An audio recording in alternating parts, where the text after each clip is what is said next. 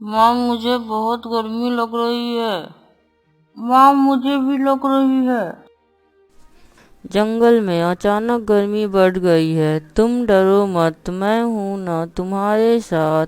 मैं आप सबको कुछ भी नहीं होने दूंगा। तभी वहां पर कालू कौआ आ जाता है। अरे आप दोनों माँ बेटी क्या बात कर रही हैं? नहीं कॉलू भैया, इस साल कुछ ज़्यादा ही गर्मी बढ़ गई है। क्योंकि इंसानों ने पेड़ को काट काट कर जंगल में बहुत छोटे कर दिए हैं, इसलिए जंगल में गर्मी ज़्यादा लग रही है। हाँ, हमने देखा है कि इंसानों की बस्ती में कुछ लगाते हुए, जिससे कि गर्मी में भी उसे गर्मी का एहसास नहीं होता है। कालू चाचा, उसका नाम है एसी, जो कि गर्मी में इंसानों को उतना गर्मी नहीं लगने देता। हाँ बेटी, तुमने ठीक बोली। तभी वहां पर कबूतर और तोता भी आ जाता है। अरे कालू भैया और बुलबुल बहन, यहाँ पर किस चीज की मीटिंग चल रहा है? देखिए ना कॉलू भैया, 2 दिन से जंगल में बहुत ज़्यादा गर्मी लग रही है। पिछले साल हम पंछियों ने जल बचाव अभियान चलाकर जंगल में बहुत सारा पानी को जमा किया था, पर हम पंछियों ने अपने घोंसले बनाने पर ध्यान ही नहीं दिया। हाँ, ये साल तो पानी का कमी नहीं होगा, मगर गर्मी के लिए बहुत सारी दिक्कत होगा। अभी उतना भी गर्मी नहीं शुरू हुआ है, तो हम पंछियों को कुछ उपाय करना होगा। चलो, हम पंछियों कल सुबह पास के जंगल से बहुत सारा लकड़ियाँ लेकर आएंगे, जिससे कि हम अपने घर बना सकता है। हाँ, कल हम सब पास वाले जंगल में जाएंगे। तभी सारे पंछियां वहां से अपने अपने घर चले जाते हैं। फिर सुबह सारे पंछियां बुलबुल के यहाँ आते हैं। अरे तोता भैया, मैं तो लकड़ियाँ लाने के लिए जंगल में नहीं जा सकता हूँ, क्योंकि मेरा पंख में बहुत दर्द हो रहा है।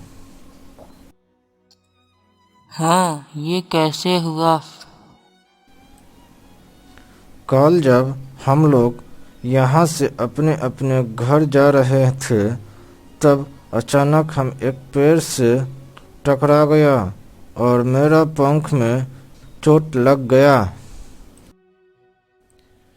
कालू तो कालू पर बहुत ही चालाक। यह काम करने के बहाने वे पंख में दर्द के बहाना करने लगा। तो आप ऐसा कीजिए कि आप यहीं पे रहिए। तो ये साल मेरा घर नहीं बन पाएगा। तभी कालू रोने लगता है। आप ऐसा कीजिए कालू भैया, आप यहीं पर रहिए। हम लोग आप लोगों के लिए लकड़ियाँ लेकर आऊँगा। ठीक है बुलबुल बहन, मैं ना आप सभी का घर का सुरक्षा करूँगा। ठीक है। तभी सारे पंछियां पास वाला जंगल की ओर चला जाता है। कबूतर भैया, लगता है हम लोग अपने जंगल से बहुत दूर आ चुके हैं। बुलबुल को नीचे कुछ लकड़ियां दिखाई देता है। तोता भैया, देखो वहाँ पर बहुत सारा लकड़ियाँ हैं। तभी सारे पंछियां एक एक करके लकड़ियां ले जाते हैं और इकट्ठा करते हैं। और इधर कालू कौआ अपने घोंसले में आराम से सो रहा था। तोता भैया, हम सब तो बहुत ही लकड़ियाँ ले आया। हाँ बुलबुल बहन, हम पंछियों ने एक एक करके बहुत सारा लकड़ियाँ इकट्ठा कर लिए हैं, मगर घर बनाना तो आता ही नहीं। अरे आप चिंता मत कीजिए, मुझे अच्छे से लकड़ियाँ का घर बनाने के लिए आता है। हमारे चाचा जी बहुत ही अच्छे घर बनाते थे, उन्हीं से हम घर बनाने के लिए सीखा है। एक एक करके सारे पंछियां का घर बनकर तैयार हो गया और खुशी खुशी अपने घर में जीवन बिताने लगा।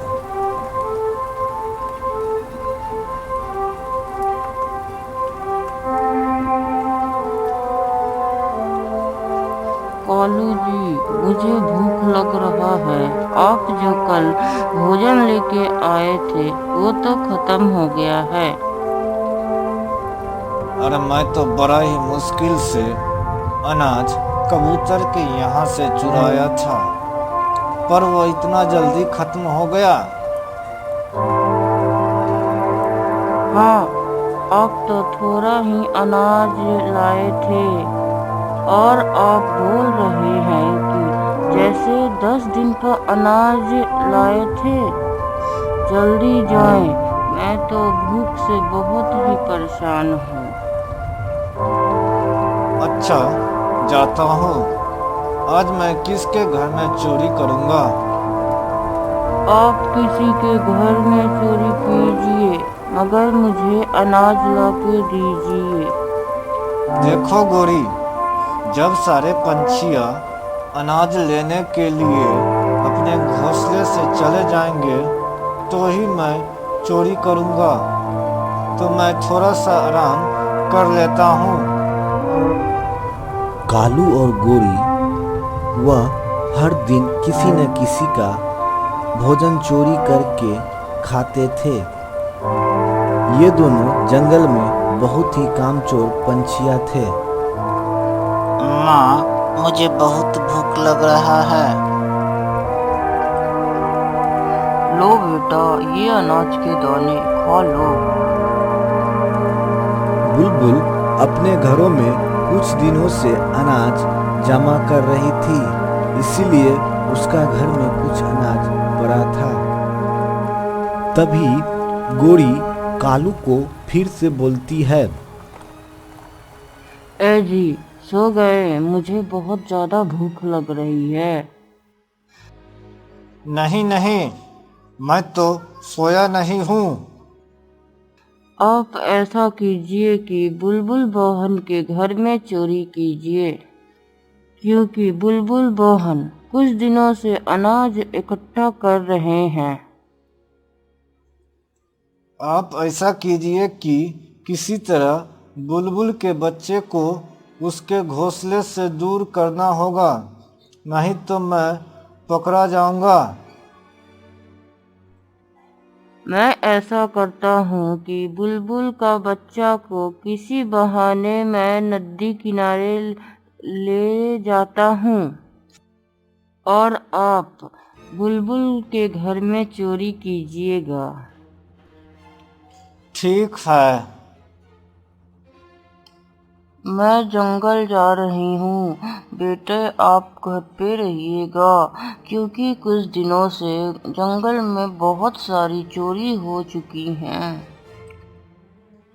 मैं जाता हूँ, बुलबुल के बच्चे को यहाँ से थोड़ी दूर ले जाता हूँ। ठीक है। फिर गोरी बुलबुल के बच्चे के पास जाता है। रोहन बेटा, आप यहाँ पे अकेले हो? हाँ माँ, अभी अभी अनाज लेने के लिए जंगल में गई है। रोहन बेटा, मैंने सुना है कि आप उड़ने के लिए सीख गए हो। हाँ गोरी आंटी, मैं तो उड़ने के लिए सीख गया हूँ। कुछ दिन से माँ ने मुझे बहुत अच्छे से सिखाया है, पर अभी उतना भी अच्छा नहीं उड़ पाता हूँ कि मैं माँ के साथ अनाज लेने जा सकूँ। चलो मेरे साथ कुछ ही दूर और फिर लौट के आ जाएंगे हम दोनों। चलिए गौरी आंटी, चलिए। तभी रोहन उड़ते उड़ते कुछ दूर चला गया।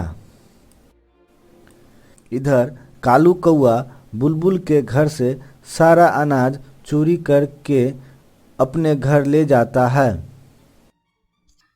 रोहन बेटे, आप तो बहुत अच्छा उड़ लेते हो।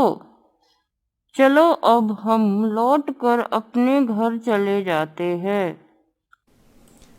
तभी गोरी कुछ दूर उड़ने के बाद रोहन को घर की बाहर छोड़कर वह अपने घर चला जाती है। कालू जी, इतना अनाज आप ले आए हैं, हम लोग का गुजारा कुछ दिन तक चल जाएगा। हाँ, अब मैं कुछ दिन तक आराम करूँगा। शाम होते ही बुलबुल अनाज लेकर अपने घर आती है। तभी वह घर में अनाज नहीं देखकर हैरान हो जाती है और अपने बेटे से पूछती है। रोहन बेटे, यहाँ पे जो अनाज थे वो क्या हुआ? पता नहीं माँ, मैं और गौरी आंटी दोनों ने घूमने के लिए कुछ दूर गया था। फिर जब लौटकर आया तो यहाँ पर अनाज नहीं था। अच्छा, अब मुझे समझ में आ चुका है कि जंगल में चोरी कौन कर रहा है। तभी वहाँ पर कबूतर आ जाते हैं। क्या हुआ बुलबुल बहन, आप क्यों रो रही हो? देखो ना, आज मेरे भी घर में चोरी हो गया है। देखो ना बुलबुल बहन, कुछ दिन पहले मेरे यहाँ भी चोरी हो गया था। आए दिन जंगल में चोरी बहुत ही ज़्यादा हो रहा है। कबूतर भैया, कल हम दोनों जंगल में नहीं जाएंगे, छुपकर देखेंगे कि आखिर कौन ये चोर है। जाइए कालू जी, आज कबूतर के घर में चोरी कीजिए, क्योंकि कल मैंने देखा था कबूतर ढेर सारा अनाज लेके आया था।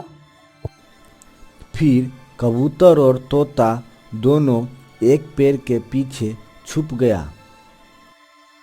तभी कालू कबूतर के घर जाता है।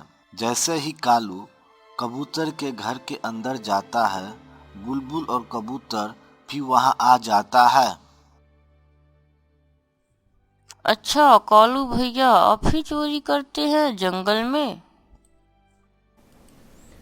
तभी बुलबुल और तोता जंगल में सारे पंछी को बुलाकर कौवा और गोरी को जंगल छोड़ने को बोलता है।